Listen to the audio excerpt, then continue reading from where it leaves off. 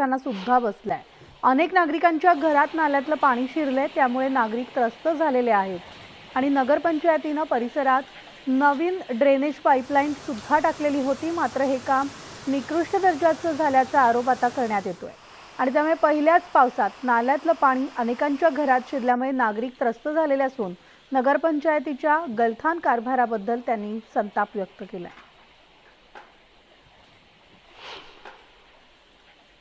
काहीच सुविधा त्यांनी केलेली नाहीये।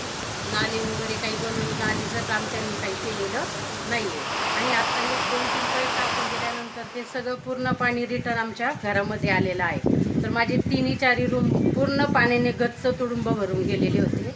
तर याच्यावर काहीतरी निदान किंवा याच्यावर उपाय लवकरात लवकर करावा अशी मी विनंती करते। एक दिवस विश्रांती घेतल्यानंतर मनमाड, चांदवड, येवला, नांदगाव भागात आज पुन्हा पावसानं दमदार हजेरी लावली आहे। तर चांदवडच्या काही गावांना मुसळधार पावसानं झोडपून काढलंय, त्यामुळे नदी नाले सुद्धा दुथडी भरून वाहू लागले आणि छोटे बांधारे तुडुंब भरून वाहत आहेत।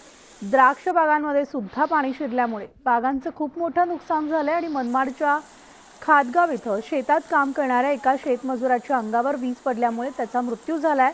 तर पेरणीसाठी पोषक पाऊस पडत असल्यामुळे शेतकऱ्यांमध्ये लगबग सुद्धा पाहायला मिळते।